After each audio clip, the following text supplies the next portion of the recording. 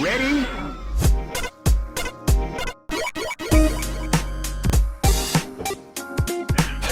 That makes the biggest noise.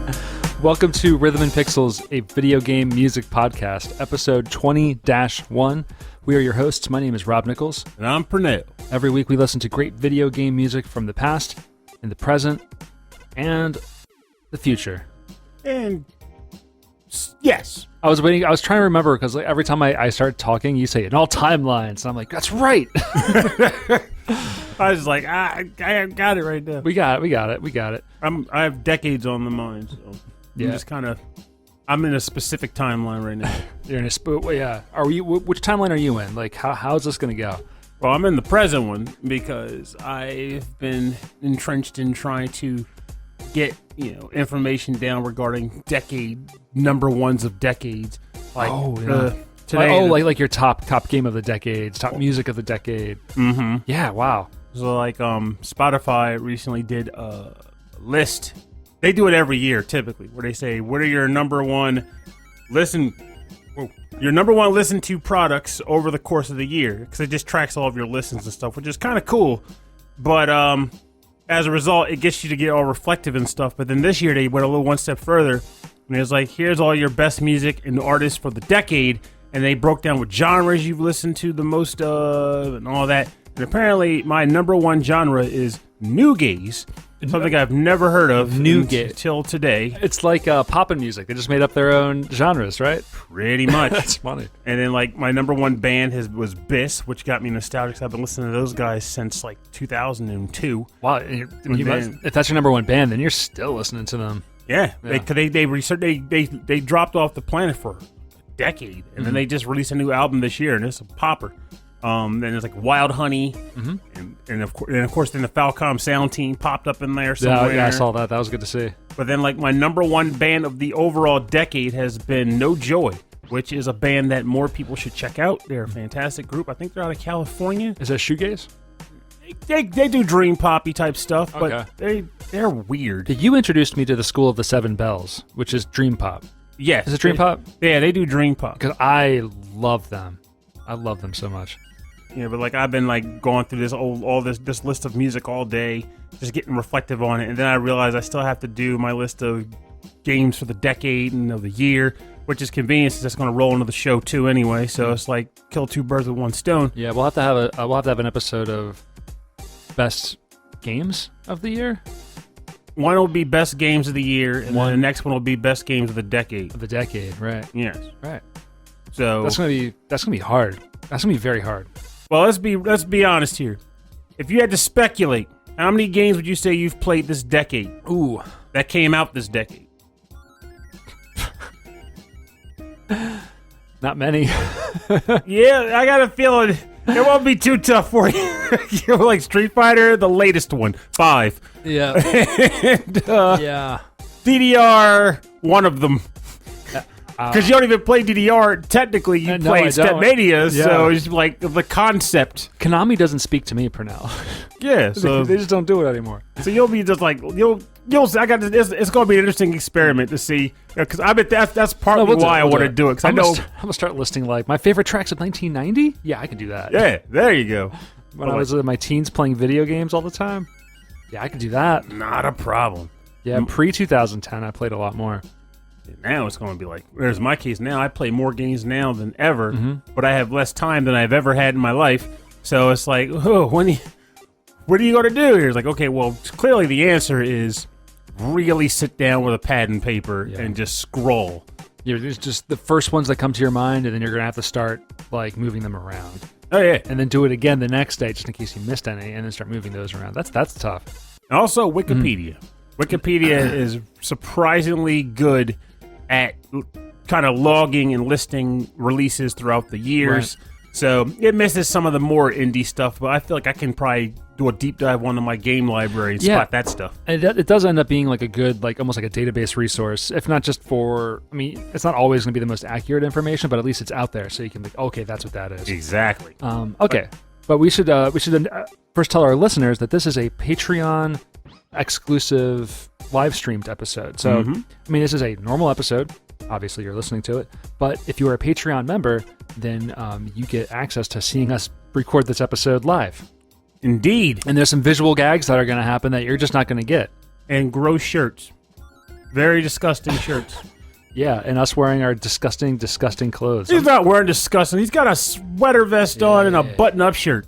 Wear my work clothes. Look how disgusting I am for work. Nah, I'm wearing like my old gym junk. Yeah. I just threw it on and ran out.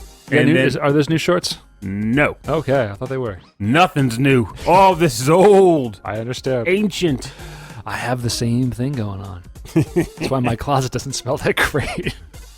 So this episode is also we accept requests. It's like a request show where we have mainly our Patreon members send us track requests and we play them along with maybe a testimonial that they would write. Mm-hmm. We also pick suggestions out of our email from any of our other listeners. And this week is kind of like our Thanksgiving episode. Mm-hmm. So we asked for our listeners to say what you're thankful for, what games you're thankful for, what people, music, anything, and just to write some nice stuff. And we're going to read that on the air too. We didn't get a lot, but we get some. Yes, and if it came over and it was selected and it has a testimonial, it's getting read. It's going to get read. So whatever you wrote. Good. That's good stuff. There's some quality material there, and totally. I'm looking forward to reading it all. Absolutely. Okay, so let's listen to some music. Let's get into some talking, and then we have a game later. We're going to play some games in which I ask questions and Pernell has to answer them. Maybe. And if you're listening, plead the fifth. Then you can also play along at home because I'll give you a little bit of time to answer. Okay. This is an odd numbered episode. This is the first episode of World 21, which I'm really excited about. Mm-hmm. So what do you think you're going to start with? Well, I'm going to start with this one because I think it factors well into the year as a whole for me, too, in a sense. Because I actually started playing the game because this listener suggested I try the game and expressed his love of the game so much and with such passion that I had to try it. So let's go with the track. All right. This game is Spyro the Dragon. Oh. Track is titled Lofty Castle, and it was submitted by listener Electric Boogaloo, and it was composed by one Stewart Copeland.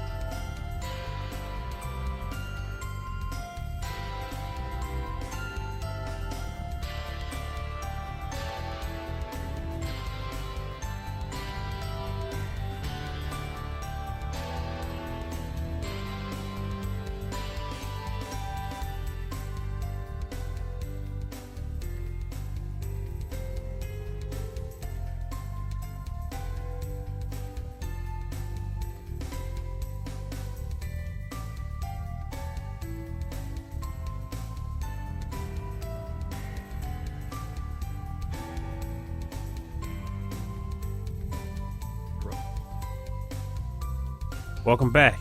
You're listening to the track for Lofty Castle from the game Spyro the Dragon, composed by Stewart Copeland and submitted by listener Electric Boogaloo. And apparently, while chatting with folks in the Patreon chat and listening to this tune, we came across a surprising revelation That revelation being that apparently this Stewart Copeland was also the drummer for the band The Police. No idea about that. That is actually a very cool video game tidbit. Yeah. And one I am glad to have learned. I had no idea that was the same Stewart Copeland. So very cool. Very cool track. It's very interesting. It's got like these kind of dissonant chords. Mm-hmm. Now, a lot of really deep bass. Does it sound like this on the PlayStation? Honestly, I only know the PS4 version because I never played the original, and I am really lazy about switching back and forth between the OSTs. So to me, this is just the track in the game. And I will say this though, I've been playing it off and on, but time has been really bad for me with games lately. But I've been putting the time into it as I bought it because originally this was suggested to me by Electric Boogaloo because he talked about how this was one of his pretty much his all-time favorite like this video game franchises like ever, which is a pretty big thing to use to sell a person a game if you've even remotely been playing for a long time to sell somebody that. So I was like, it's on sale. He's been pushing me with sales. He's like, every time this game came on sale, he would note it for me. So I was like, fine, I'm gonna try it out and see what you think. See what I think of it. And to be honest with you, it has charm. It's amazing that I actually let this game pass me by on the PS1 because it wasn't that I didn't know it existed. I intentionally ignored it. Yeah, back it's like then. it looks like another like kind of mascot collectathon type thing. But it's really cute and it controls pretty good. And the thing that's interesting that surprises me for my enjoyment of it is when I typically play these types of platformers, collectathons, and the like, I generally want to grow as a character throughout the game. I want to get different types of fire breath. I want, to gain a double jump, an extended glide. I don't know, various abilities to make me feel as though I'm getting more as I progress through the game. And yet, with this one, you get none of it. There are no character enhancements, no abilities that improve. The entire game, you play with how you start. And yet, it's still enjoyable to me. I enjoy 100%ing every level. And the other thing about that's hitting me surprisingly well is that it's not difficult. And when I say not difficult, I don't mean like this is challenging, but you get used to it. I mean like, no. I could sleep through the game challenge-wise, which usually would also be a turn-off for me. And yet, I don't care. It's a fun ride. I just like acquiring all the stuff. I like exploring all the levels and doing what there is to do there. It feels great. We almost bought it a week ago because it's bundled with the Crash Bandicoot series that got re-released, and we wanted to play Crash Bandicoot again, so we bought that. Oh, cool! But I haven't really played Spyro, and neither had my wife Christy, so we just didn't pick it up because it was just like I was like, wow, I don't think we're gonna get through all 3 Crash games, let alone more with the Spyro games. Yeah, the Spyro games were the first games where we discovered that we would get really motion sickness like playing them. We pick them back up again. I don't know why. It's just something that's been happening. But but honestly, Crash games, they have a lot of 2D levels at least, so that they do. helps. Yeah, and even like the 3D levels aren't like moving around. It's not like you're not turning left and right. It's always like going forward or going backwards. Exactly. Which, I mean, has its own problems. I gotta say though, having played Spyro finally, I would have to say I genuinely feel as though I prefer Spyro to Crash. It's weird. Well, there's Crash more is better for actual like challenging platforming and the like.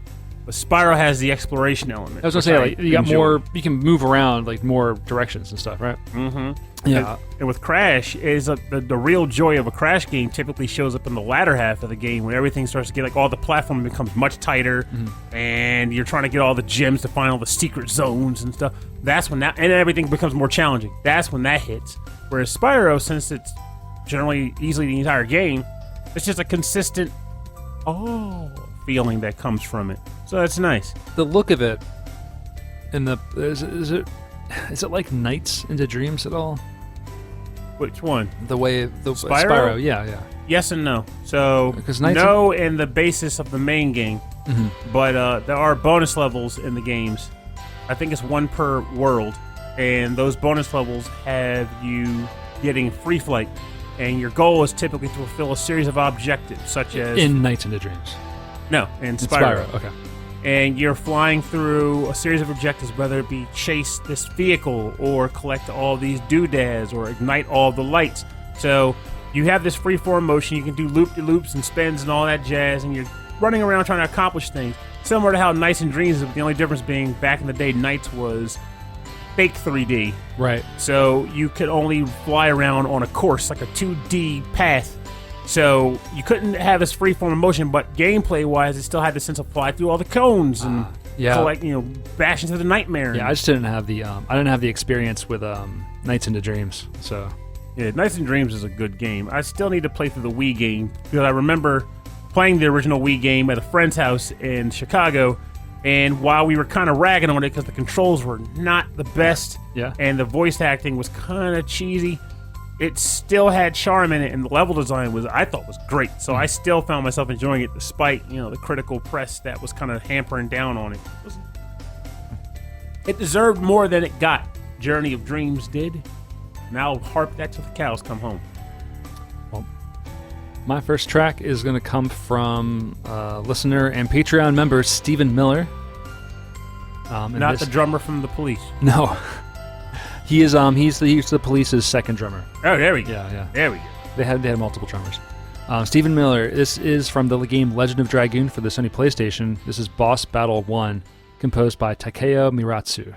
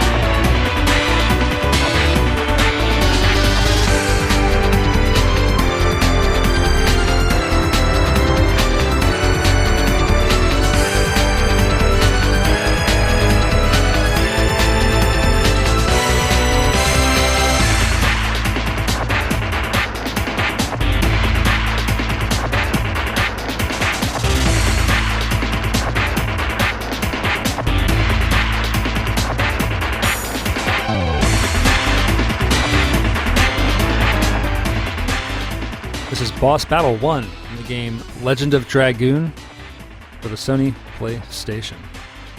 A good game. That's a good one. Yes, composed by Takeo Miratsu. There are two composers on this game. There's a Western composer and a Japanese composer. Oh. They kind of from the notes on the album, on the soundtrack. Half of it was by one, half was by the other. So okay, I do like the old school sound to it. It's got like some of maybe it's like just the sound. But I do like this little violin section in the middle there. That's always really cool.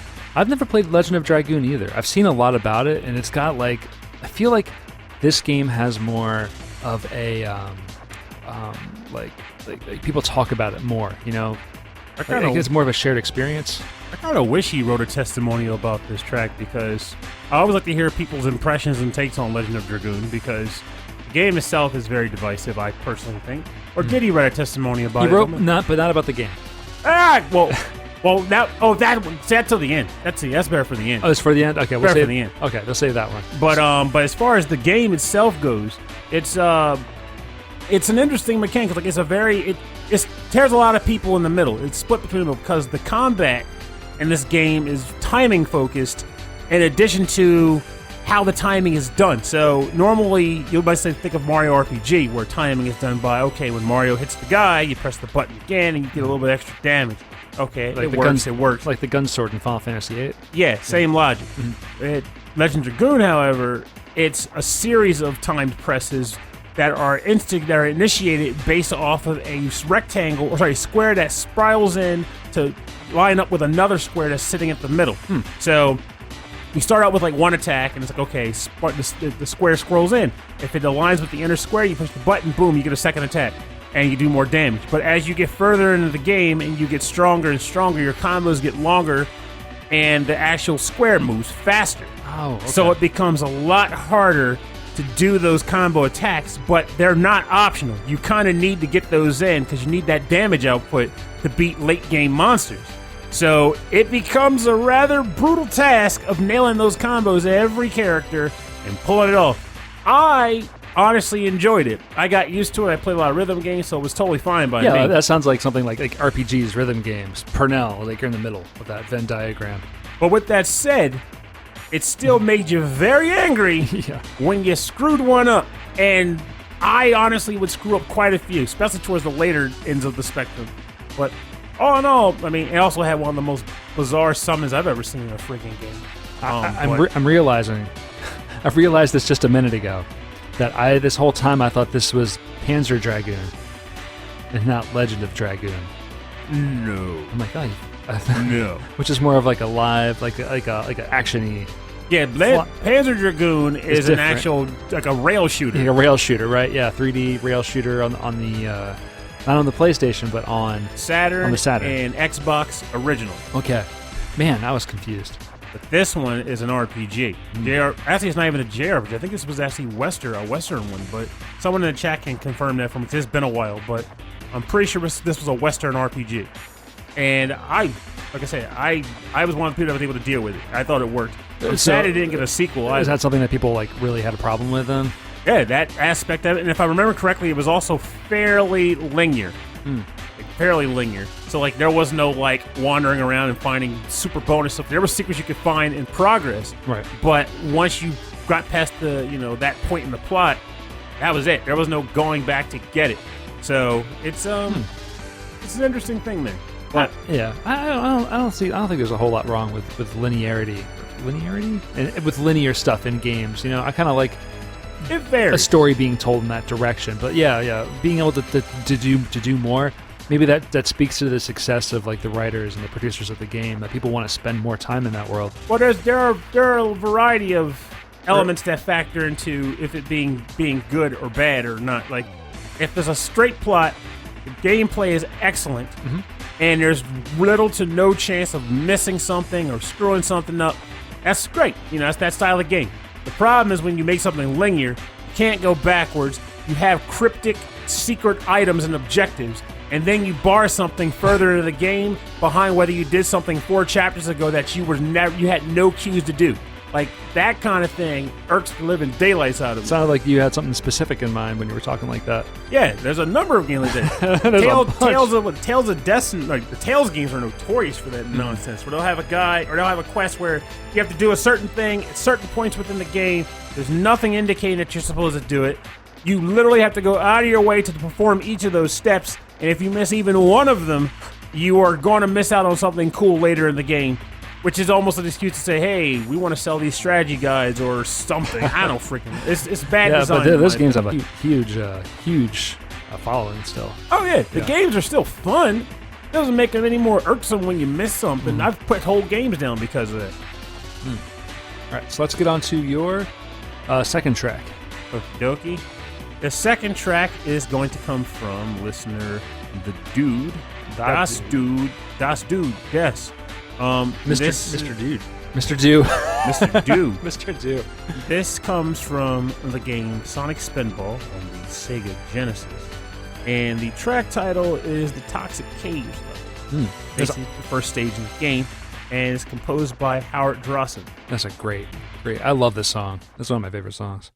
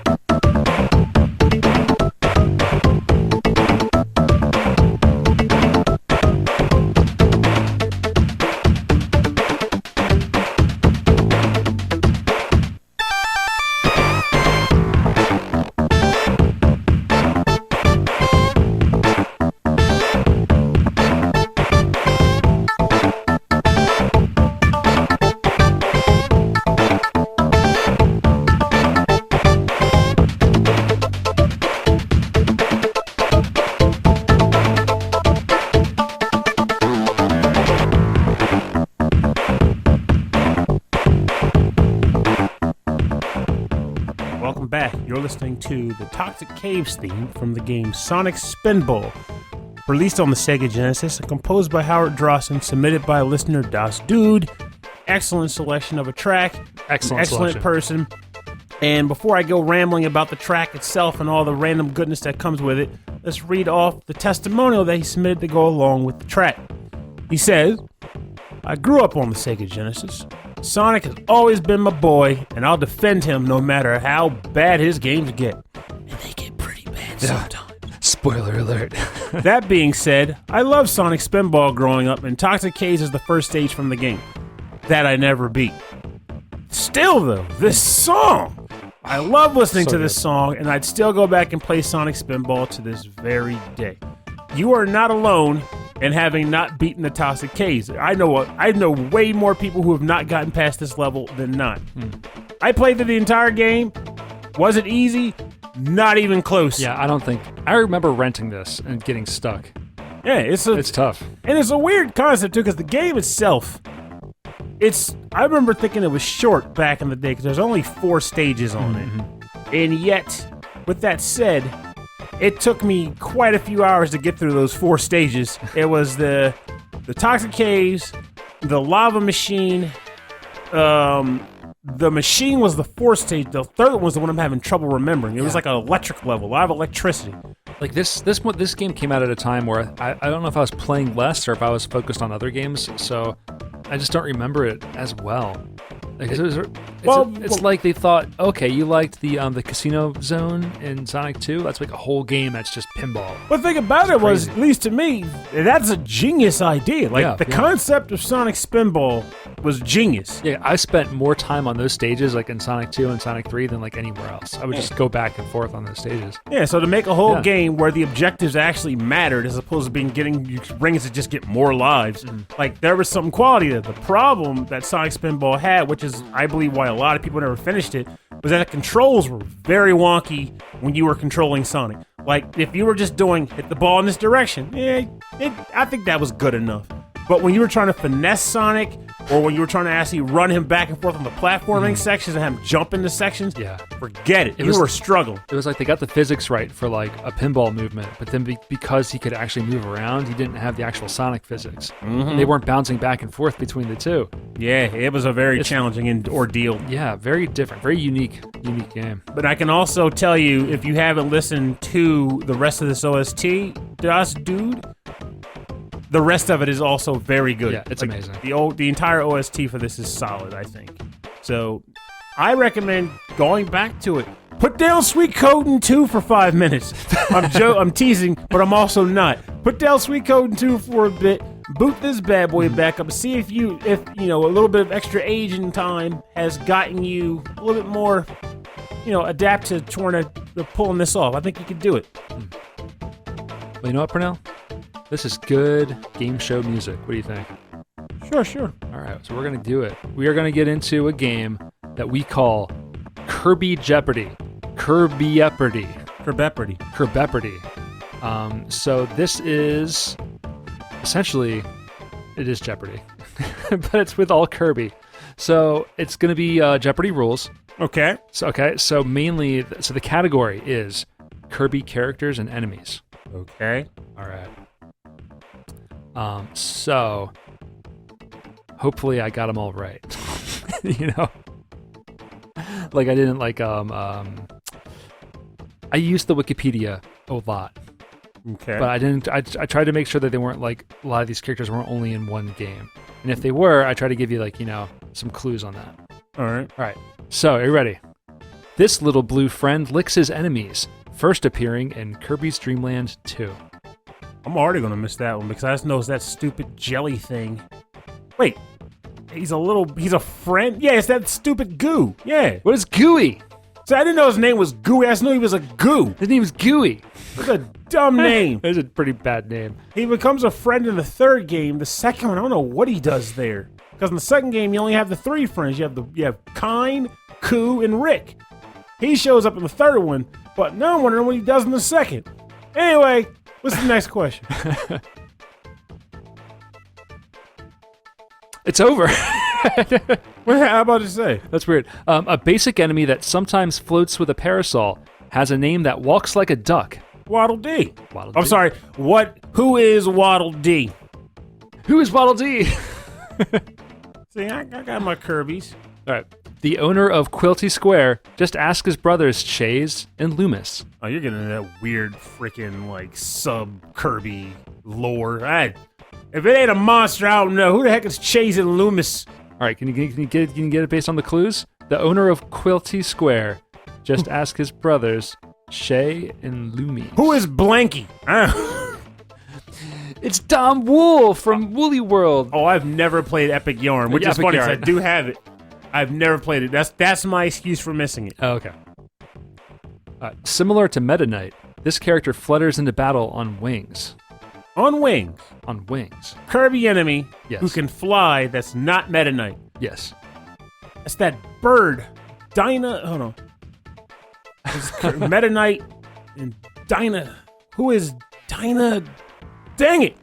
This is kicking my butt. It's like Dinah Bird or Dinah Knight, but it's not Knight.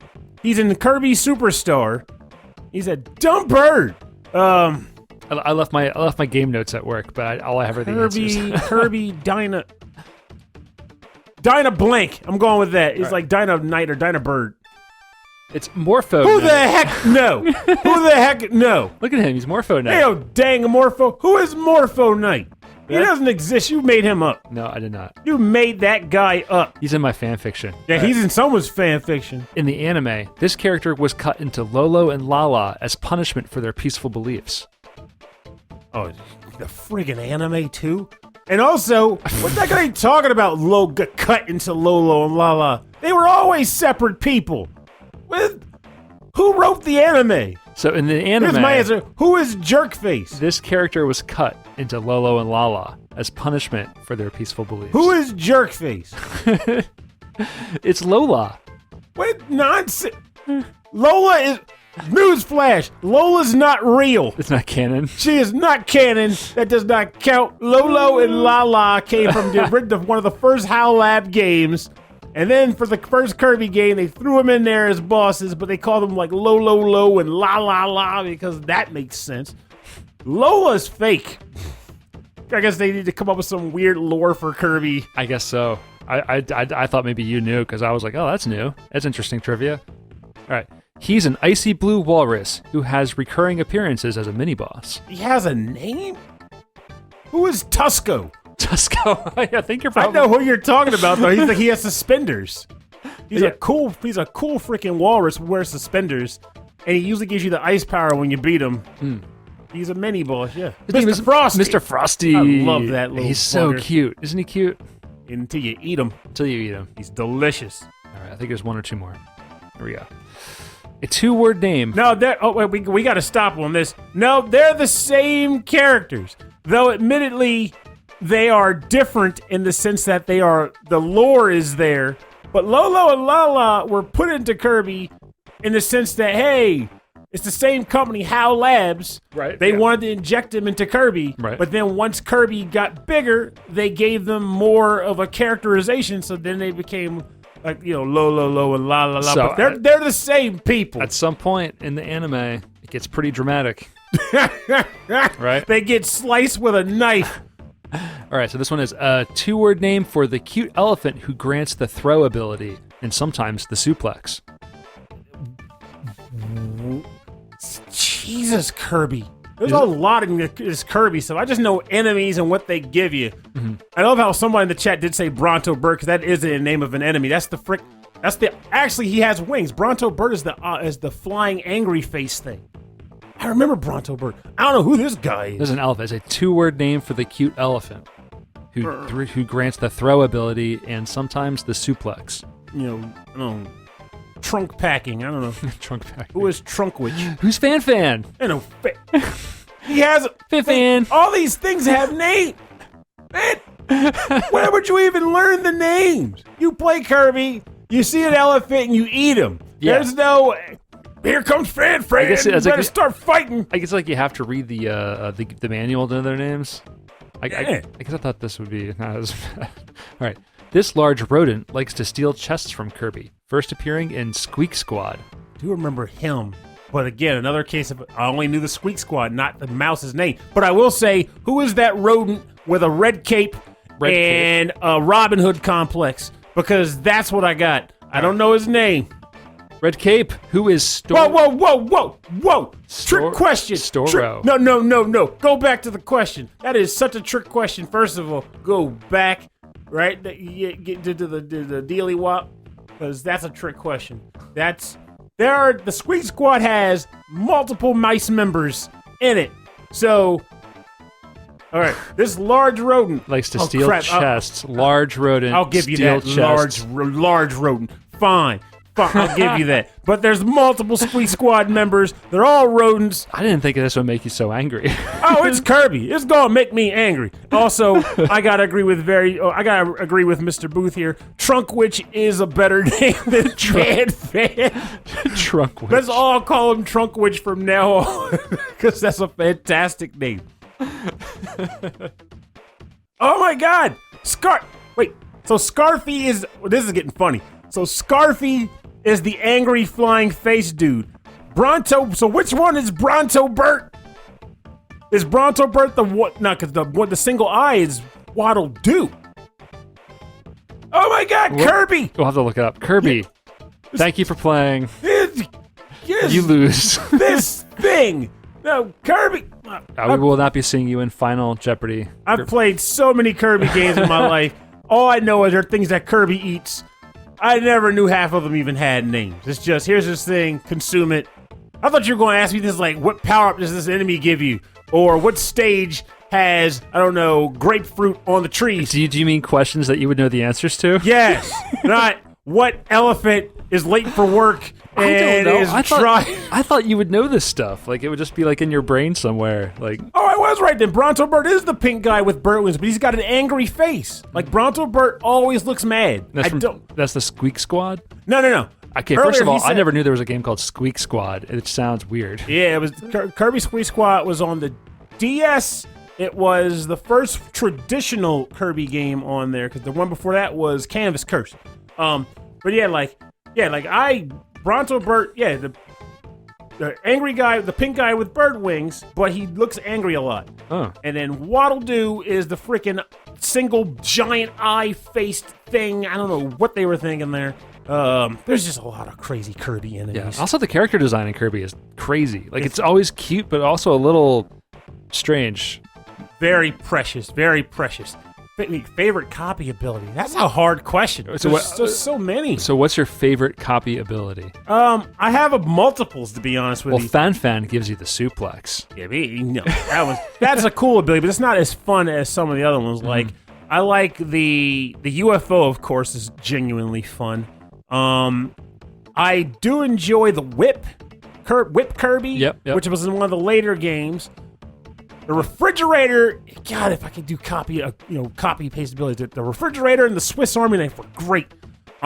Traditional classic Kirby abilities, wheel and the fireball. They are timeless. Yeah. Because getting the wheel and just like dashing across the board is fantastic. Same with the fire. But fire's great. Fire's in all of them. Yeah, I love the fireball. But like, the worst ability, of course, is too easy because that's just the sleeping one. Or Kirby Fall. That's just cute. He takes a nap. Now Kirby Golf.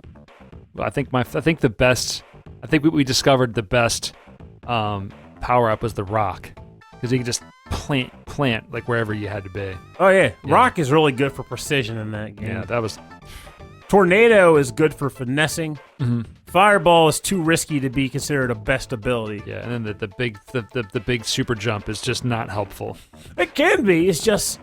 It's hardest to plan out, because you gotta know, okay, if I do this, I know I've played this so much, I know the arc of the jump, I'm gonna land right here, but not so much otherwise. It's hard to know that full arc. All right, so we're gonna get into my second track. This one was suggested by listener William Durrell. This is track 8 from the game Starsiege Tribes for the PC. I couldn't find a composer on this one, but this is the first Tribes game for the PC. This is track number 8.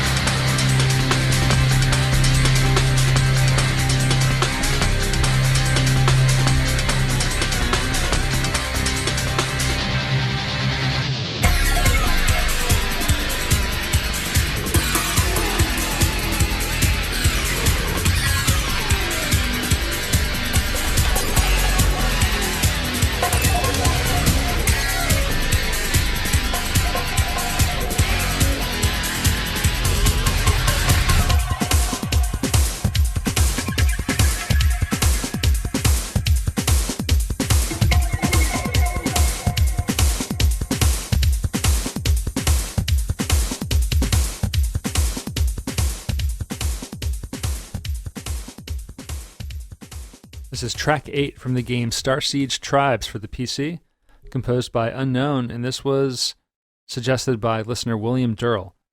So yeah, thanks. That was this very like Trent Reznor, and it really does make you feel like the audio tracks don't loop. Like they were just probably just on the CD as audio tracks and play in the background as you played the game. Mm-hmm. Yeah, I used to play this, not a lot, but like I was just the idea of being able to play a first-person shooter with that many people at one time with team objectives was so unique. I've never seen anything like it. So how did the gameplay flow exactly? What did it have anything that made it unique to that style of gameplay aside from the massive multiplayer development that came with it? Yeah, everyone had like jetpacks, so that was kind of cool. So like it wasn't like the maps were massive, which was also unique, like really open and massive. And you were able to like kind of hover and fly a little bit by holding down like a hover button. You only had so much you could do at one time, but then you can also land on hills and like slide down hills. Okay. And so there was a lot of strategy and like trying to get the high ground and then sort of like landing on somebody and sliding down to get their flag or to do coordinate efforts. It was so hard to coordinate though, because if you weren't, I mean, there's no team chat, you know, like there was no vocal chat, there was none of that stuff. So unless you were playing with somebody next to you, like it was just impossible to really coordinate that well. So you just had to kind of go in there and just hope that everyone else was a team player and that everyone looked like they didn't know what they were doing, and then just kind of go for it. But ultimately then, so the main hook was still just the fact that you could play with a bunch of people at once and just go hog wild in an arena. A lot of people, a whole lot of people. This is like when I was playing Unreal Tournament and like Quake Arena.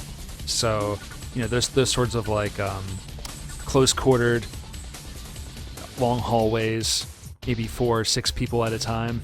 Okay. Winner takes all. So this was very, very unique in that way. I think Dan also mentioned, I think, Warhawk. That makes sense too, because I have played a little bit of Warhawk.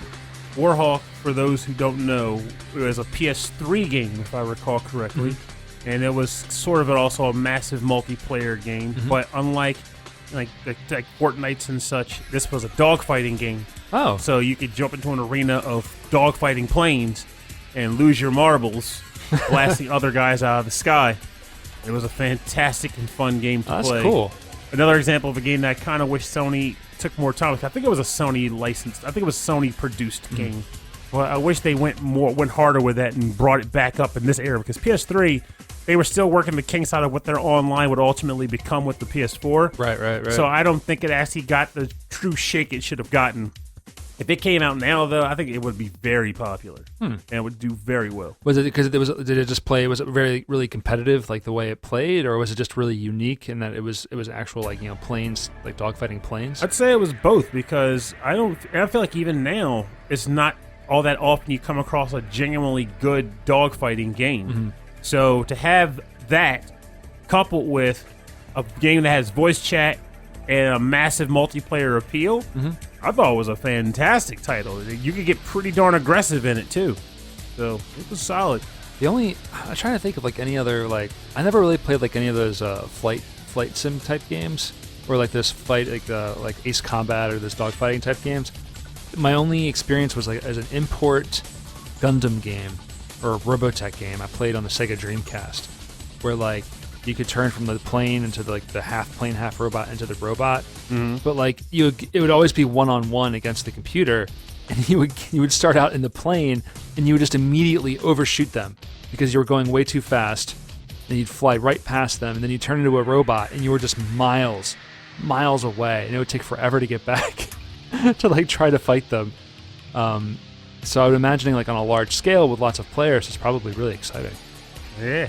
I think it's funny, Stephen Miller says, I tried out Quake Champions, but I just don't have those twitch reflexes anymore. Oh, I know. And it's funny, I can genuinely relate to it, because I feel nowadays I like the idea of multiplayer games, and I like the idea of learning and becoming better at stuff, but I hit that point where I just want to keep it local now, because I'm going to be playing with a bunch of other old people versus playing games with people who are, I don't know, 20 years old, fresh in college, probably drunk after a night out partying, and decide they want to come online and still manage to beat me at Guilty Gear Rev. Or it's not enjoyable anymore. In another time zone, and like they're just waking up and they're fresh. Yeah, I ain't cutting it. See, I need people in my zone that I can feel like I can compete with. This is why, like, when I try to play rhythm games now, I see cats breaking out 45s and stuff and like pop music, the highest difficulties available. And I'm like, my reflexes just aren't there anymore. But I will still say, all things considered, my reflexes have been maintained pretty well.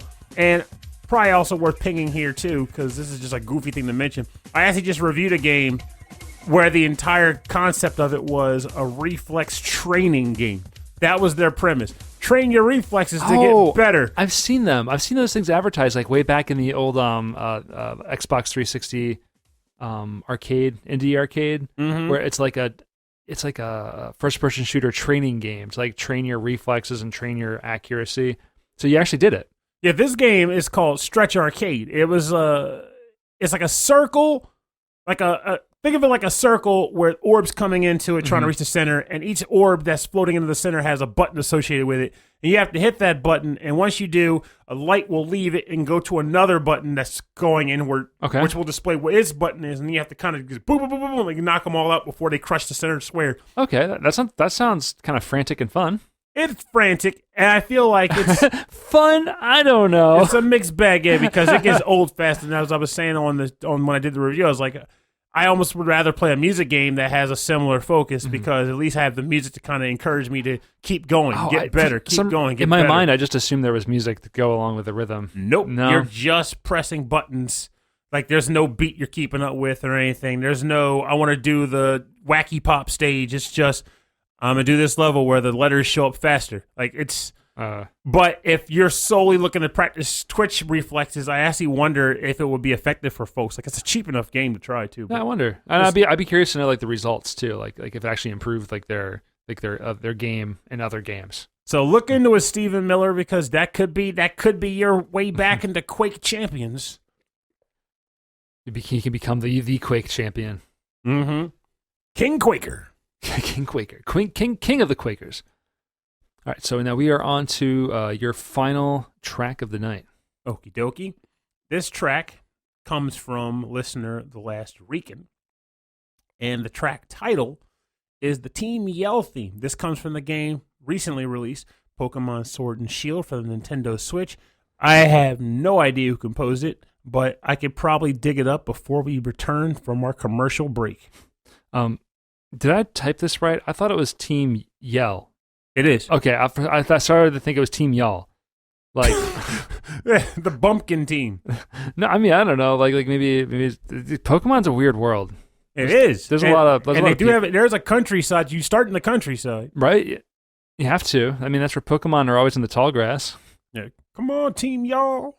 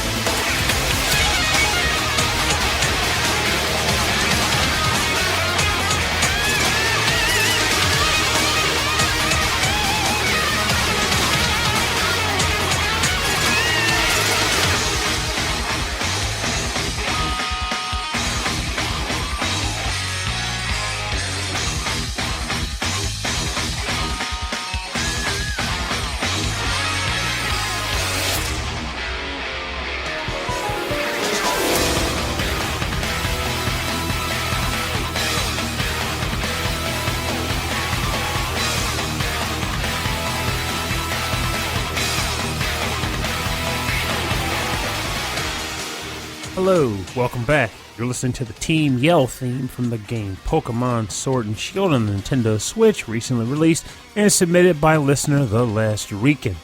Has a nice bit of a submission for testimonial here, so I'd like to read it. Here it goes. Nice. This is my fan submission for the Patreon episode. I'm grateful for Pokemon, especially the new one. For years, my friends and I have played Pokemon, but every now and then a few of them would get left behind in the wake. This year is the first time I can honestly say that we have all had the new Pokemon game together, and I have been having a blast trading with all of them. I can't wait till Thanksgiving when me and my brothers get together and duke it out. Because no matter how long we all go without talking to each other, we can always come together, and throw down together for Pokemon. I like that. Pokemon's bringing the family together. Yeah, it's how I met him, too. Like, Pokemon is a legit... I will say, I've seen a lot of people... Through the MagFest thing? No, before that even. Oh, wow. Pokemon gets a lot of flack from cats out in the internet. So I've seen it. Like, they talk about, this game's for 5-year-olds and babies. Or just, there's a lot of junk people say, which I always find especially funny because I feel like they go a little overboard when they want to trash talk this franchise. But at the end of the day, it gets, for all the stuff that Game Freak gets wrong sometimes, because they do have a penchant for going one step forward, 2 steps back on development, but they keep the heart of the games there all the time. I've been playing Pokemon since like 1999.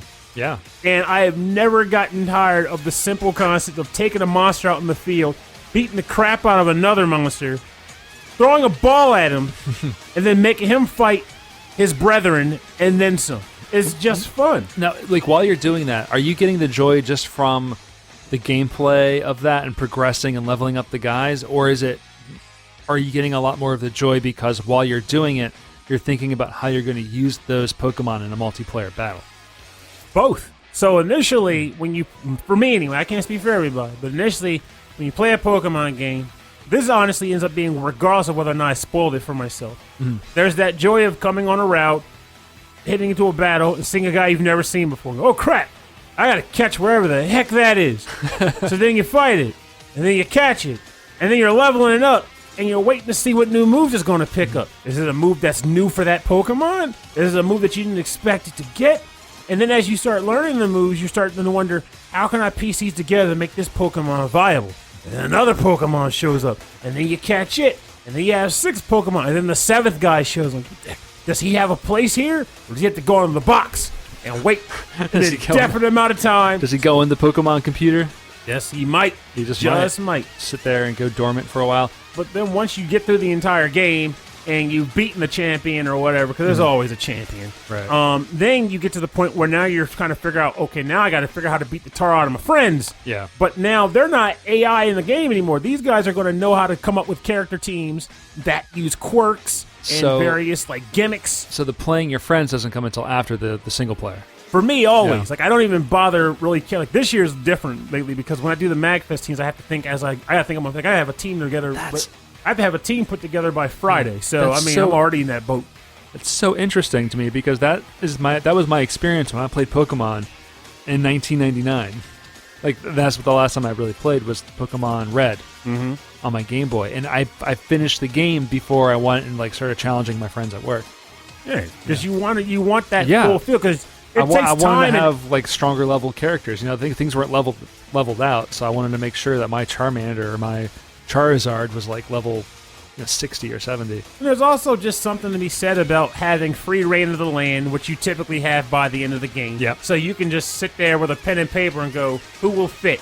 This guy's cool. This guy is cool. This guy is cool. He's got a place. Now go get him. Yeah. So you gotta go get them all and you train them up. It's almost like a training boxing montage. You got these Pokemon eating calcium berries. It's like a heist movie. Like you gotta get the right team together so that you can go and take on your friends. Exactly. Steal their Pokemon. But in the form of Pokemon, you're just shoving vitamins down their throat and then throwing them in a freaking like Pokepelago back in the day. But now I think you can just give them pills the entire way through. Oh man, so it's performance enhancing candy. Performance enhancing candy, and now EXP candy, just juicing them up, and they said now it's time to battle. That's rough. Pokemon have a hard life. Who's my favorite new Pokemon? That is tough because I'm still trying to figure that out. So I like Because lots of the originals aren't in there, right? Almost Yeah, none of the originals are back. They did a deep cut, and it burns a little. But I will say favorites, if I could kind of throw my head around it a bit. I like the first elephant. I haven't been too fond of the evolution Fin-Fin? yet. No, this one's named Qfin. Qfin. I like Qfin. I like Dottler, which was like the psychic bug before its final evolution. A lot of people love Orbeetle. I'm not too fond of Orbeetle. Oh, no. I like Berserker. Berserker, he's a Viking cat. He is a Viking version of Meowth. What is not to love? And also, that freaking, I love Ponyta. Yes, Ponyta's legit. But wow, he's cute. there is a Pokemon that people have been making fun of, one of the dinosaur Pokemon that I don't care nobody said. That thing is awesome. He's like Dracovish. He is a water dragon, and he looks like the dopiest freaking like dragonfish I have ever seen. Dracovish. But he is awesome. Okay, he's kind of dumb looking, but like in a good way. I love Dracovish. And he has the coolest move and ability. He has strong jaw, which increases all of his biting attacks by like either 30 or 50%. And then he has a new move called Fishious Rend. Fishious, ridiculous name. And what that does, it has like an 80 power, which then gets buffed by the strong jaw. But if he hits first, it gets doubled beyond that. So the attack is stupid powerful. He's amazing. I love that little bugger. He is crazy looking. He's like the body. It looks like the neck of a dinosaur, but the head looks like the head of a mushroom. But then he's got fins. He's amazing. That is wild. He is amazing. That is crazy looking. Oh, Garbodor, Chris Murray goes, what about the one who's a pile of trash? I like Garbodor, but he's not new. He was brought in when they did the New York version of Pokemon, which was a very reasonable time to add a garbage Pokemon. He was added for the New York version. Because New York smells like trash and urine. You can walk down the street and people just throw their garbage on the street. Why not? Oh, Corviknight. I like Corviknight too, especially with his... Corviknight is a steel flying bird who looks like a knight. He's kind of armored, and he has an awesome ability that reflects stat-changing moves. Very noble. I like him. He's on point. I'm leveling one of them up. Now, he's definitely going to be on my team for MagFest. It's going to likely be him, like Ferrothorn, Durant, Lucario, something like that. He looks cool. But also Duraludin, that weird steel dragon that they just came up with. I'm going to be rocking his behind with Steel Beam. That's going to be fun. So is there a steel... Is it steel anymore type, or is it? Do they still call it steel type, or is it called something else? It's still steel type. Is it called steel type? For some reason, I thought they changed the name of it. All right, so we're going to go into my final track. This track is... this one actually came from Electric Boogaloo. So if you join our Discord, which you can see a link to it on our website, rhythmandpixels.com, Electric Boogaloo likes to share a lot of music there. Yes, and I got to tell you, he's got amazing taste in music. Like, just click on the links. You're going to find some amazing stuff. This is from Blaster Master, Blasting Again for the Sony PlayStation, composed by Satoshi Asano, and this track is called Battlefield.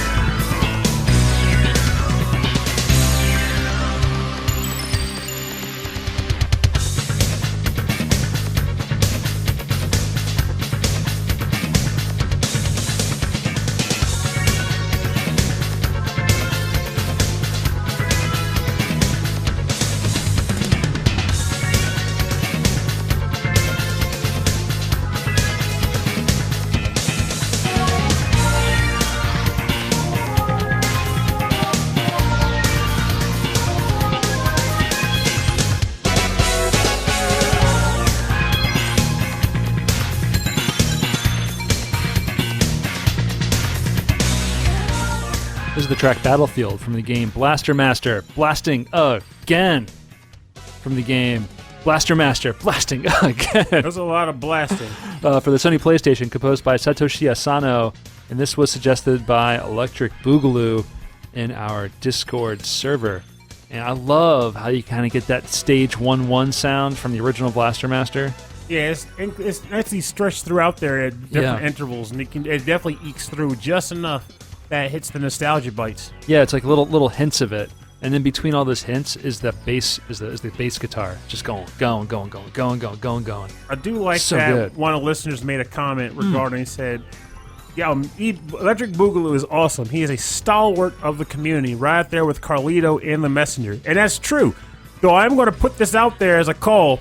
It probably won't get answered, but show us your freaking face, man. You are like integrated across the board. Everyone knows who you are. Are you talking to Alex? No, Boogaloo. Carlito? I know what they both look like. I've seen them. Jimmy Carter? Yes, I've never seen Jimmy Carter. No, but Boogaloo. He's this. Since I've never actually seen him, like I literally know nothing about him except he's a legit dude in the chat conversation, and he has an insane repository of game music. It's by design, man. He doesn't want you to know. He's this ethereal game OST entity that just swoops in and bombards you with great music and then poof, gone. Yeah. So I'm thankful for Electric Boogaloo. Also because I get to say that his name is Electric Boogaloo. I love that. And mean it. At one point, I remember You started calling him EB, and I'm like, EB? Yeah, I think they're both so great. And I still remember there was a period where, and it's funny, I couldn't remember back in the day, but now I do. He was gonna go with a different name. He's like, I go by Infernal Bandicoot. Oh, that's right. And I could never remember Infernal Bandicoot because Electric Boogaloo was so much better. Like, I just kept overriding it and going, Electric Boogaloo, Electric Boogaloo. That's all it is, You can't not use that great name when you've got it. And now that's the name on his driver's license. Yeah. You have that kind of power for now. Electric Boogaloo. It's electric. Woogie, woogie, woogie. Boogie, boogie, woogie. So yeah, I'm really thankful for all the great music that he's able to find, because honestly, I've never really even heard of this game. I never really explored the whole series after the original Blaster Master. My memory is rusty, so I can't outright give full detail on it, but I have heard of Blasting Again. My conundrum is that I consistently confuse their attempts at remaking the original Blaster Master in 2D with that PlayStation 3D game that had was very mixed opinions on it. People weren't too There's one called Blaster Master Zero. Is that the 3D one? No. Blaster Master Zero was a scenario where, I'm trying to remember the naming. NT Creates got the rights of the franchise from Sunsoft, or whoever holds the rights to Sunsoft's games now. And they decided to make an official Blaster Master sequel, but they decided to make it like they pretty much re-envisioned the first game, like the worlds and everything, but they did their own take on it and gave it its own, like, more fleshed out plot. Oh, okay. So you're not just chasing a frog? Exactly. Like, I think they made it so, like, Fred was, like, some kind of, like, weird entity, like some cyber entity or something. It's been a while since I played through it. But it's a fantastic game. And then they made a sequel to it, which was a complete surprise on the Nintendo Direct. That was, like, I think earlier this year, actually. But it was, like, cool. Blaster Master Zero was legit. Great game. Great game. I can hear my puppy in the other room causing trouble. That's always a good sign. All right, we're going to turn this track down, and we're going to get into the part of our show that we call the bonus round. Bonus round. Bonus. Now, in the bonus round, we play covers and remixes and arrangements based on the theme of the day. And I think did you pick more music, or were any bonus round tracks suggested to us? There were a few, but I just wanted to pick the track that I went with because I just like the sound of it. Okay. Or what'd you pick? So this track comes from listener That Nick Walker. It is also from the game Pokemon Sword and Shield. And this track is the Gym Leader battle music theme, which has quickly become like the track in the game that has taken the internet by storm. This is the one people talk about. So I figured it needed to get played on the show. All right. And he made a good suggestion. Let's listen to it.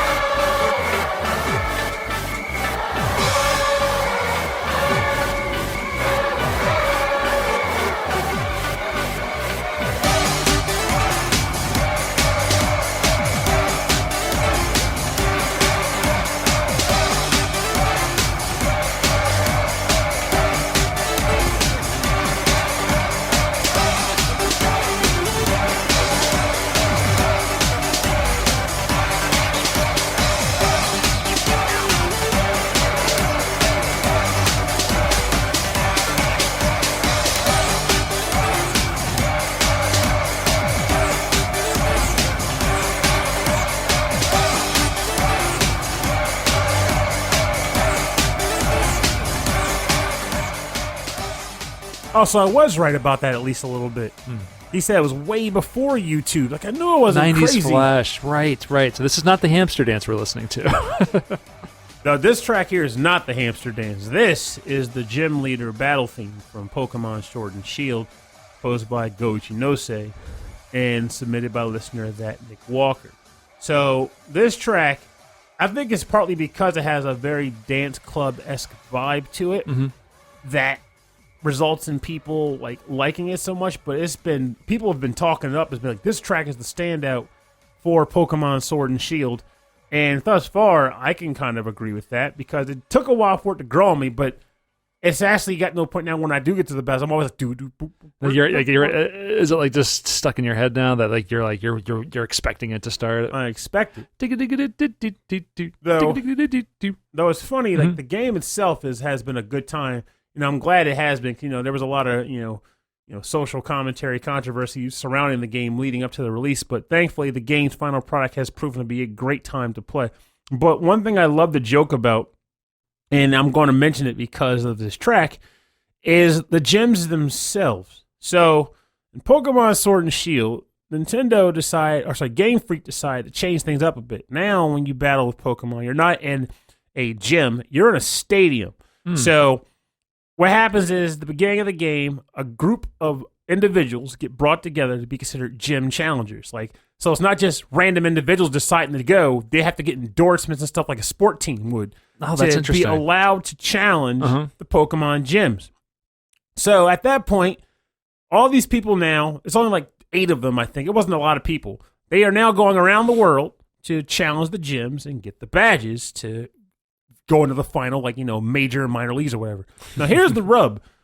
These are stadium battles, which include ceilings large enough to contain Dynamax and Gigantamax Pokemon, which, for the record, are freaking huge. So I don't know how much money went into building these stadiums, but that's another thing. The Pokemon money is real. It's some real money. There's some real Poké dollars getting spent there. Real dollars. But the big hit, and the thing that had me laughing way more than it should have, is the fact that, again, I mentioned 8 people. We don't know when they're going to make their challenge runs. They're going to at some point. Right. So when a challenger gets to a gym, they have to proceed first with the gym challenge. Just like in old Pokemon games. It might be something dumb like flick a bunch of switches to make water stop flowing and fight some trainers on the way. And then if you complete that challenge, you go into the giant arena to do battle with the gym leader. Now, when you walk out into the stadium, the stands are packed with people. Oh, yeah. And they're all chanting and cheering. They want to see some Pokemon. They want to see their favorite Pokemon. Here's the thing, then. They want to see how long have they been there? They've been there for now. How long have they been there? You got to imagine, you got 8 people. Of those 8, maybe 6 to 5 or 6 might get through a gym challenge. Sure. And the further in the gym challenge you get, the more will drop off because they're not beating gym leaders. Yeah. So you'll have cats sitting in the stadium like mall rats, waiting for a gym leader to get challenged. They see you coming going through the challenges. They can't. Yeah, they do, man. So you're telling me you got a bunch of people watching on their cell phones for a guy to just get off the train, and they just all rush the stadium between the time you get off the train and do the gym challenge. You don't know about Poke journalism, right? There's people following you, and they're writing about you, they're tweeting about you, and they're saying, "Oh, he's coming to this gym." So you have people blitzing the stadium to get in just in time for your battle. You leave work, you leave the funeral, you leave the birth of your son, you go to see some Pokemon. That's just to see these battles. That's what you do. I mean, seriously, later I'll just look at a screenshot of a Pokemon gym leader battle in Sword and Shield. Look at how many people were in those stands, and then ask yourself, how did they all know when to be there, or are they just sitting there all day? Hoping a gym trainer gets through a challenge and shows up to battle, which then the battle takes 5 minutes, maybe 10, and then it's like, okay, what do we do? Do we go home? Do we wait for the next guy? No, because after you leave, the next guy's right behind you. There's no next guy! There's got to be. No! And then, the food at the stadium is really good. So, hot dogs. I guess that is true. It could be Poke Dogs. Poke Dogs. Oh, no. Which Pokemon are you eating? Oh, any of them. Any one of them? It's a sausage. Just put them all together. What's that new one they just came up with, shish kebab or freaking skyzuka? I don't know. You're eating Pokemon. You're eating sushi out of Octillery. So in the world of Pokemon, you're eating Pokemon. Oh, you're eating Pokemon. That's not even up for debate. You're eating a taro steak. Taro steak. Taro steak, Octillery sushi. What is it? My favorite, fried Wishcash. Mm-hmm. Let's see here. We should do it we should make a cookbook where it's like not just serving instructions, but cooking directions. Like which ones do you put over fire? Which ones do you throw in a pot like a lobster? Oh yeah, like horrible. Well, there's Cloudster for lobster. He's a literal blue lobster Pokemon. So what do you do with like psychic type? Do they know you're coming? Oh, no, they're not. Nah, they're not tuned to that level. It's like they have destructive psychic powers, not cool parlor tricks. This is the second. As someone in the chat says, this is the second chat in 2 weeks where eating Pokemon has come up. Well, as it should. I mean, that's another thing they changed for this game. So, Pokemon Sword and Shield added a camping mechanic, and what happens is you're out camping with your Pokemon. Okay. And at the end of every camping session, you typically wind up making curry. So you add a bunch of ingredients to a pot, and then you stir it, and then you serve it, and you and your Pokemon eat it. Oh, I like that. Like the you're all eating together. But here's the problem: they make Pokemon. There are Pokemon based on dang near everything: vegetables, meat products, animals in the real world. So when you see a dish that is literally steak in a bowl with potatoes and curry sauce, what Pokemon is that meat composed of? Oh. It's got to be a Pokemon because Pokemon are everything. I think the real problem is they made Pokemon just too delicious. They are delicious. That's why people eat them. They eat what they battle with, and it's crazy. It's too good. The world of Pokemon is a very morbid and disturbing place. Admittedly, I love the world of Pokemon, but it's disturbing. Between the Pokedex entries, the fact that you're eating the species of Pokemon that you are also simultaneously feeding to the Pokemon that is at the camp with you right now. You can eat a Zebstrika steak while hanging out with a Zebstrika. But the game doesn't tell you that those are the ingredients, though, right? You know. But you know. You know. There's a Pokemon. Someone made this comment. What is the new Strawberry Sundae Pokemon in Sword and Shield? That is a Milcery, and then it becomes Alcremie or Alcremie. It is literally a Pokemon that people talk about eating. So you evolved that Pokemon so that you could eat it later? Maybe. I'm sure they do. It's like an aged you battle cheese Pokemon. You battle at a sweet shop, and the guy battles using Alcremies and Milceries and other like edible-esque Pokemon. Nice. Like Swirlix is a cotton candy Pokemon who then becomes a cotton puff Pokemon, edible. Slurpuff is edible. Swirlix is edible. Alcremie, edible. Milcery, edible. Oddish, edible. Oh, Oddish would be delicious in a salad. Which is funny because it's grass poison, but I still eat it. Well, I mean, I think that's like that's just a defensive mechanism. That is true, but you don't think it would get defensive when it's getting boiled? You can cook out the toxins. Oh, touche. Maybe that's what it is. All right, we better get on to our next bonus round track. This is from after we listened to Sonic Spinball, I wanted to find some more kind of late era, like Genesis style music. So this is from Knuckles Chaotix. Knuckles Chaotix was on which system again? That was 32X. The 32X. So the Genesis sound hardware. This is Evening Star, the Tudd Future Funk remix. So it's remixed by Tudd, featuring Alan G on guitar.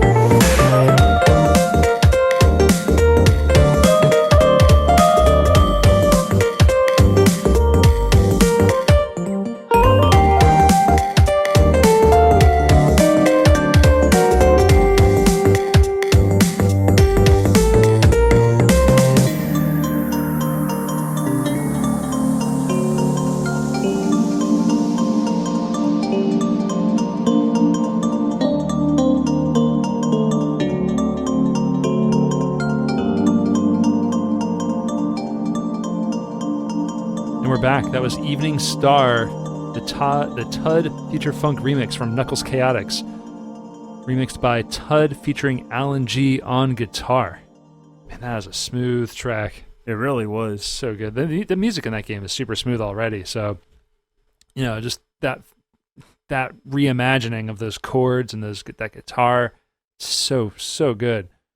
I've never played Knuckles Chaotix, but the music would be the thing that would make me want to try it. That's for darn sure. Yeah, me too. So for more information on the bonus round part of our show, go to rhythmandpixels.com. We'll have links to the SoundCloud, Bandcamps, and everywhere you can get the music and support the artists who created it. What about now? It's time to rock with the biggity buck Bumble. What about now? It's time to rock with the biggity buck Bumble. Bum to the bump to the bump to the bass. Bum to the bump to the bumble. Bum to the bump to the bump to the bass. Bum to the bump to the bumble. Bum to the bump to the bump to the bass. Bum to the bump to the bumble. Bum to the bump to the bump to the bass. Bum to the bump to the bumble. Bump to the boot to the boot to the boot boot. Bump to the bass to the bass bass. Bump to the bump to the bump to the bump to the bump to the bass to the bass. All right, thanks for joining us on episode 21-1 of Rhythm and Pixels, our live streamed episode with Patreon members, Patreon selected tracks, and what they are thankful for.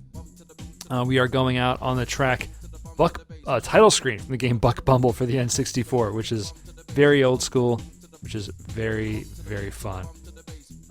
So we have some episodes planned later this month, probably something for the holiday. We have a year retrospective, a decade retrospective, which we'll probably do maybe closer to January. And what else? Do you have anything else going on, Pernell? No, not in particular. Anything going on with the SML podcast? Just same old stuff. How about Hey Poor Player? Nah, honestly, I haven't had time to write. No? Okay. Just wanted to catch up because I know that you've really kind of put Hey Poor Player back to focus on doing other stuff and mainly putting your energy into SML podcasts and things like that. Yeah, and I keep wanting to start trying to write more, but time hasn't been good. Yeah, I know. It takes a lot more time to get into that. But yeah, you can see us at MagFest next month, so it's just in a few weeks. Not very far from now. You can see me, Pernell, and Ed Wilson and Bruce Irons from the Mad Gear. Cameron Worms is going to be there. Mm-hmm. It's going to be a good group. I think Kung Fu Carlito will be there as well. Chris Murray is going to be there. It's going to be a large group of people. And it looks like there's going to be some extra guests on the VG Embassy as well, so that's really exciting. It's some details. What are those guests? All right, so we have... I don't know who that is because they changed their name. This would be... So, Brian Booth is apparently going to pop up on the VG Embassy. Thank you. Tomorrow, but by tomorrow, he's referring to our recording time. So, by the time you hear this episode, the next VG Embassy will likely be them hanging out and chatting orchestral VGM. That should be awesome. Yeah, that's... rewind. I just misheard this. They already recorded it. So, the episode's coming out tomorrow, which means by the time you listen to this, it'll already be available to download and check out. Oh, good. Yeah, so go check that out. Is that the event he was talking about? Mm-hmm. The upcoming event? Okay, great. Bedroth. Okay, excellent. I know at the very beginning of the episode we talked about people changing their names in the YouTube chat, and I was like, I don't know. I completely just did not remember who was who. My problem is I need to get a listing of name plus alias specifically because I know real names, I know aliases, and I know aliases of aliases. So when it was who is that? My thought wasn't go to the previous alias. It was go to the actual name. It was whoops. But I've done that more than a few times myself. I'll admit, which is why I think my nickname is pretty easy to remember because it's pretty much my name, but slightly tweaked so much that you can just see it. Yeah, just a little different. Well, this track came to us, the Spinal track was suggested by Stephen Miller, and he did write a thankful message. Do you think it's time to read that? Let's get it down. All right, Stephen Miller says, I think all the games I'm thankful for, I've submitted songs for already, but honestly, what I'm really thankful for are these communities like Rhythm and Pixels. Places of endless positivity, places where we can express opinions without fear of reprisal or judgment. So many niche communities tend to fall towards being insular and hypercritical of any opinions outside their own. It's so refreshing to see a group of people brought together by the love of something as intangible and ethereal as video game music and not fall to the dark side of fandom. I agree. That's something I would like to avoid, always. No other community I've ever been part of has been as welcoming and friendly as this particular group of people. No hatred, no elitism, no geek checking, which I never heard of that term before. I really like it. No making new members feel like they are any less of a fan just because they weren't there from the beginning. Definitely not. Like, if you've just discovered this, or maybe like you thought like, oh, I like game music, and then you're going out and discovering it now, that's awesome. Find more. There's so much out there to go look for.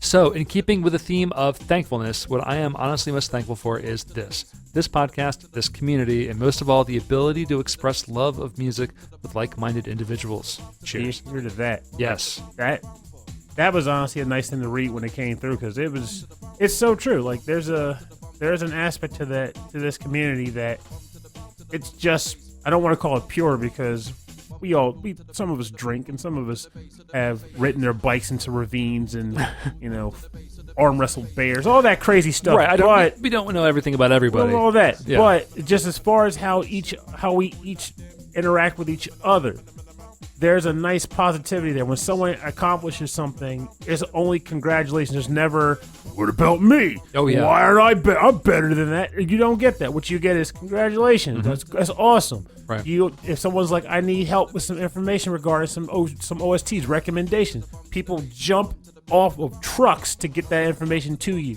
If someone says, hey, I'm thinking about doing a podcast too, no one says, no, it's already been done. No one ever says that. Yeah, no one gives you the Harrison treatment. Everyone says, hey, how can we help you? Exactly. Exactly. There's always room for one more. Yeah, always room for more, because, there's just people who want it, Mm-hmm. Things aren't going to be around forever. Like, it's good to have more of it out there, more people interested and more people that are excited. And there's also just this element of, like, for every new podcast, you have a new or one or more personalities to throw into the mix, and one or more differing tastes in music to throw into the mix, which is also a large part of why the Patreon episodes in themselves are very nice, because that's true. We have our own taste in music, but more often than not, it's great to hear what listeners listen to, because on more than a few cases, like an earlier mentioned EB scenario, where through that person's love of music from a game, I learn of the existence of a game and its music, and then I want to play it. Right. And considering how many video games I have played in my life, that feels good to be, oh wait, I've never played that one. Right, or I played this, but I never maybe got to this point to listen to this song. Yeah, exactly. There's so much, and then everyone's going to have their own experience, and it's so because there's so much out there. Everyone has their own tastes, and everyone has their own experiences with it. So it's good to be introduced to other styles I wouldn't normally look for anyway, which is a lot of what this show's about. I wouldn't look for stuff that you would be into, and a lot of times I don't know the games, so it's good having that context. Agreed. It's great. So thank you all very much. So I'm thankful for the listeners. I concur. Absolutely. And if you'd like to get in contact with us, if you have any track suggestions or topic suggestions, or if you're an artist yourself, if you're a game remixer, a composer, an arranger, please send us an email. rhythmandpixels@hotmail.com. And if you'd like more information about our show, check out the website, rhythmandpixels.com. You can check us out on Facebook and Instagram and Twitter. It's Rhythm and Pixels, all one word. We also have a group there called Rhythm and Pixels Chat, where a lot of the conversation's happening. There's also a Facebook group called the VGM Podcast Fans that Alex Messenger put together, and that's got a lot of members now, and that's really good. There's actually a bunch of really good Facebook groups around video game music. Oh yeah, like the Hidden Sound Test is really good. I love it when like new stuff comes up there and I can kind of just pick it up. So check that out. Go to youtube.com/rhythmandpixels. We upload our episodes there, but we also have a 24/7 radio stream of 8-bit and 16-bit classics. It went down for a day because I didn't realize that my router actually reset itself and I had to restart it. So, but it's almost always on. So check that out on YouTube. And then if you'd like to support the show, just tell people about it. Or you can go to Patreon, patreon.com/rhythmandpixels. There you get access to a weekly live stream recording of episodes just like this one. And you also get a little shout out at the end of every episode. So first we have a new Patreon member. We want to give a special shout out to Andreas Milberg. Nice. Yeah, so thank you very much. That's just a week ago I signed up. So we appreciate that very much. Every little bit is helpful. We like it all. So thank you. We'd like to thank that Nick Walker, Mike Myers, Andreas Milberg again, Dan Loughton, Phantom Jest, Steve Miller, Autistic Gamer 89, Kierman Worma, Christopher Shenstrom, Bobby Arson of One Up Funk, Wicked Sephiroth, OK Impala, Kung Fu Carlito of the Heroes 3 podcast, Michael Bridgewater from the Forever Sound Version podcast, Brian Pitt, Chris Murray, Cameron Childs, Ed Wilson of the VG Embassy, and Alexander Proudfoot, and the dude. Das Duderino. That's dude? Or is this the dude? The dude. That's the dude. Which one's this one? That's Davy Cakes. Davy Cakes, the dude, The Last Weekend, Bedroth, Jupiter Jazz. It's like you're having some tongue tying with the I am. nicknames too. The nicknames are all mixed up. I'm bad at them now. Solus Sanctuary, Mix6 Master, good to see you in the chat. Damian Beckles, Joe Vassallo, Chris Steenerson, Alex the Messenger, and then David Smith. Thank you all very much for your continued support of the show. It's great seeing your name show up every week. Thanks for being wonderful people. Thanks for hanging out with us. Thanks for hanging in there with us. We're going to keep going on strong. Thanks for that nice mocha latte tip. Very delicious. Very delicious.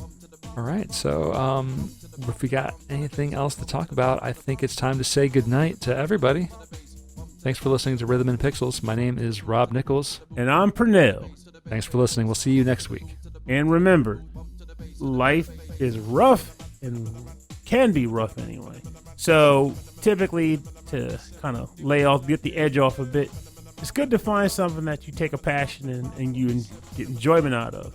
If you haven't found it yet, keep looking, explore, and experiment until you come across that thing that may click. But once you find it, hold on to it, run strong with it, because quite frankly, I mean, it's honestly, that typically is the sort of thing that can kind of keep you moving when other things are kind of shaking it down a bit. It's just worth pursuing fruitful interest and activity. So find something, hold on to it, and maintain it. It's worth it in the long run. Oh, I like that. All beaters in. All beaters in. To the boot, to the boot, to the boot, boot, bump to the bass, to the bass, bass, bump to the boot, to the boot, to the boot, bump to the bass, to the bass, bass. Phenomenon, phenomenon, phenomenon, phenomenon, phenomenon, phenomenon, phenomenon, phenomenon, phenomenon, phenomenon,